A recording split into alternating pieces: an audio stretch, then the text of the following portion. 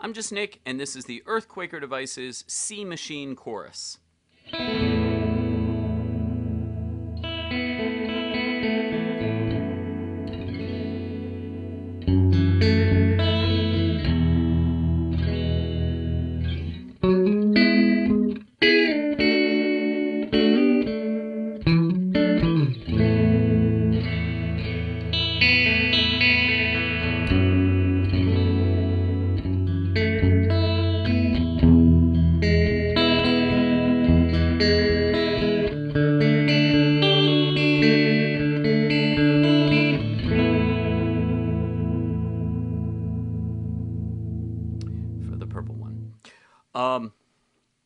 This is the chorus for people who have kind of conflicted feelings about chorusing as an effect. The reason is simple. It has parameters that most choruses don't, and it has tremendous control over those parameters as well as the ones you'd expect in a chorus, which means you can shape a sound that is not necessarily one people have heard before, that is expressive, unique, and not really genre bound, does not immediately summon up thoughts of really bad fusion or, God forbid, a flock of human bunnymen. No, I love a flock of human bunnymen, actually. When I was, yeah, one of my favorite bands. Really. So, you got a rate control. You expect to see that. It goes from an almost imperceptible sweep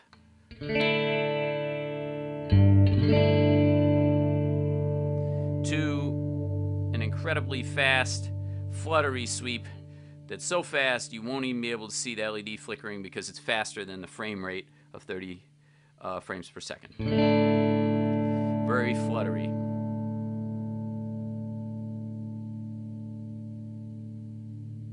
There we go. Even faster. Super fast.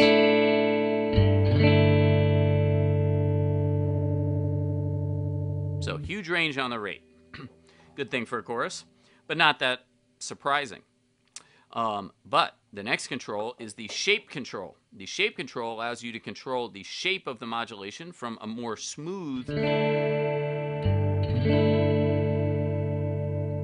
triangle wave to a choppy square wave.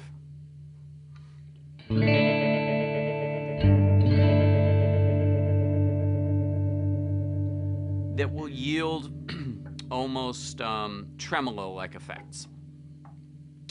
Then we have another control that you don't find on any other chorus that I know of called the dimension control. And it's a very handy slapback delay. Subtle. Here's no dimension or zero dimension. And as we add the dimension,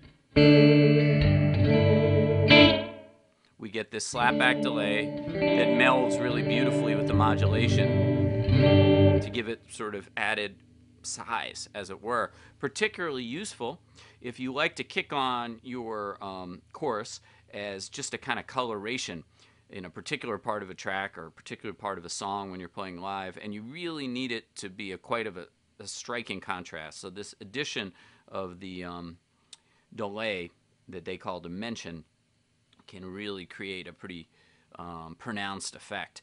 If we go to maximum on it, we actually get runaway feedback on this very short delay and get crazy resonances.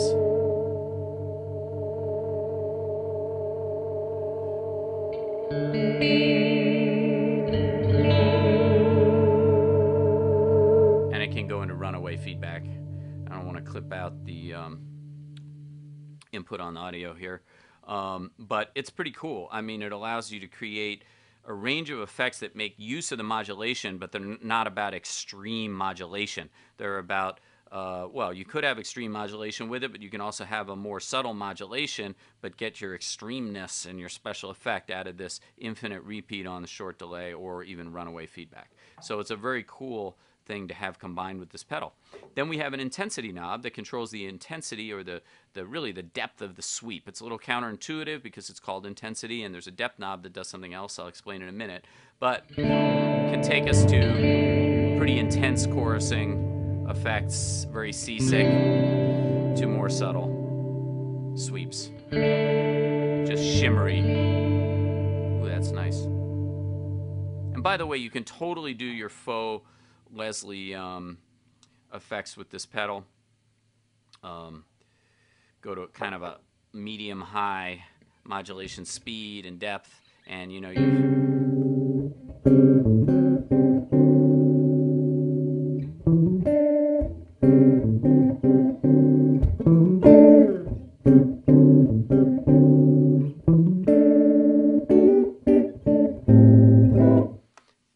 those weren't really organish parts, but you get the general idea. You can hear it. You can hear it.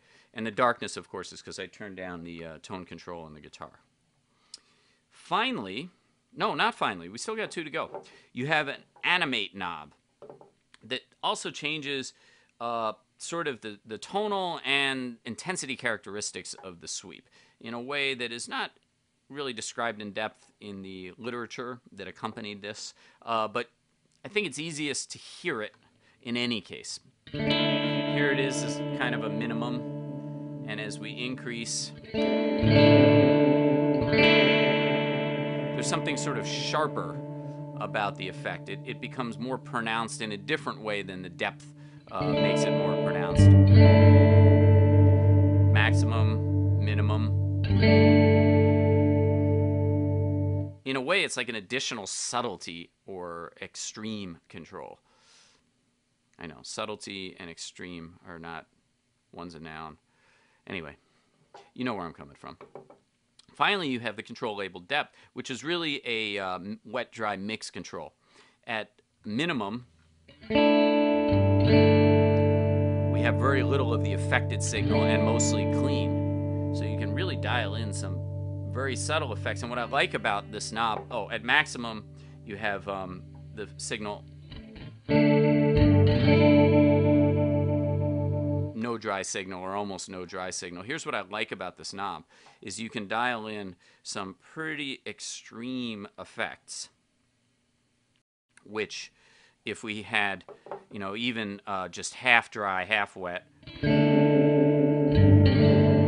sort of rubbery special effects, but then you can roll back the depth knob so that we just sort of float this effect in under the dry signal in a small amount.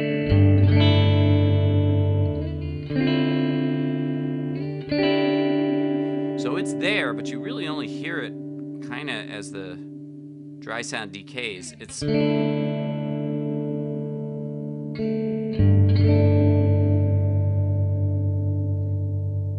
It almost has a strange quality, like it's a kind of a low-level delay, because there's this thing going on in the background that, you know, you can just barely pick up on.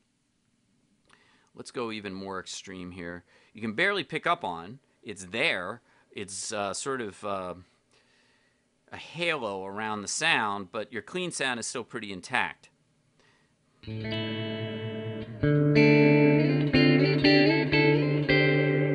And in conjunction with this dimension knob, man, you start to get some really, really interesting ambient effects.